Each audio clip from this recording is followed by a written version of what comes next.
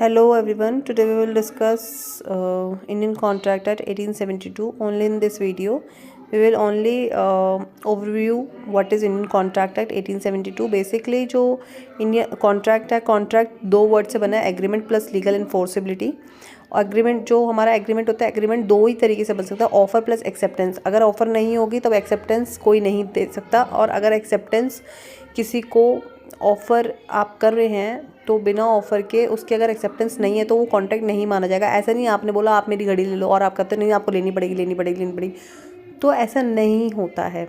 Offer plus acceptance होनी चाहिए। Offer में क्या होता है, बहुत तरीके के ऑफ़र्स दे सकते हैं आप, उसके भी टाइप्स हैं, हम आगे बढ़ेंगे नेक्स्ट वीडियो में डिटेल वर्जन उसमें। एंड एक्सेप्टेंस में क्या होता है, एक्सेप्टेंस कब आपकी एक्सेप्ट होती है, कब मानी जाती है, एक्सेप्ट है कब नहीं मानी जाती, ये सब चीज़ें पढ़ेंगे, ठीक है।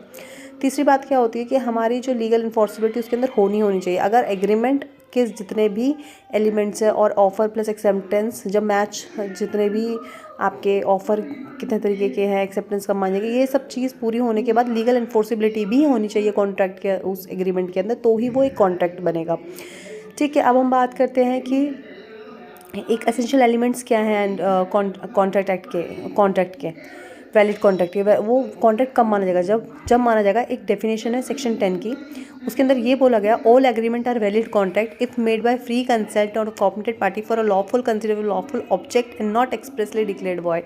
इसके अंदर क्या है कि कॉम्पिटेंट पार्टी होनी चाहिए, फ्री कंसल्ट होनी चाहिए, कॉम्पिटेंट पार्टी होनी चाहिए, लॉफुल ऑब्जेक्ट होना चाहिए, लॉफुल कंसिडरेशन होनी चाहिए, और एक्सप्लिसिट डिक्लेयर्ड वॉइड नहीं होना चाहिए। तो ये सब चीज़ें भी हम आगे डिस्कस करेंगे। And one more thing is that कि जो कॉम्पिटेंट पार्टी होती है, मैं थोड़ा बता देती हूँ आपको, वो जो कॉम्पिटेंट पार्टी होती है, कॉम्पिटेंट मतलब कॉम्पिटेंट होनी चाहिए वो पार्टी, तो उसमें आप एक वर्ड यूज़ कर सकते, एक वर्ड के थ्रू याद कर सकते हैं, वो है मड। क्या है? Mud, MUD, mud.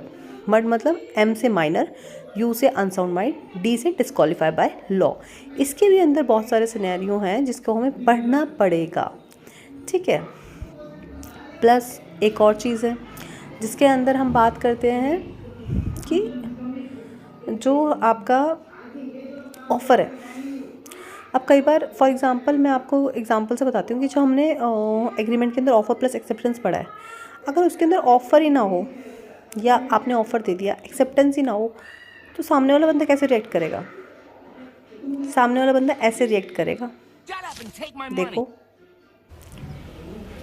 Wait a minute. Who are you? ठीक है। अब सेकेंड है मड। मड क्या कहाँ पढ़ना है हमें? ये पढ़ना है हमें कॉम्पिटेंट पार्टी सेक्शन, जो कॉन्ट्रैक्ट वैलिड कॉन्ट्रैक्ट की जो सेक्शन 10 दिया हुआ है, उसके अंदर एक पॉइंट आता है कॉम्पिटेंट पार्टी कौन होती है। कॉम्पिटेंट पार्टी वो होती है जो सक्षम होती है उस कॉन्ट्रैक्ट को करने के लिए। अब वो कैसे याद कर सकते हैं हम? वर्ड है MUD, मड। मड आपने देख लिया, ये मड मतलब M से माइनर, U से अनसाउंड माइंड और D से डिस्क्वालीफाई बाय लॉ, ठीक है। अब आप अगर बात करें कि इस जो ये तीनों पॉइंट है, ये भी हम फर्दर डिस्कस करेंगे, ठीक है। But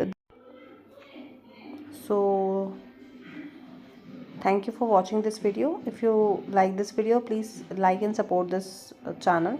thank you very much.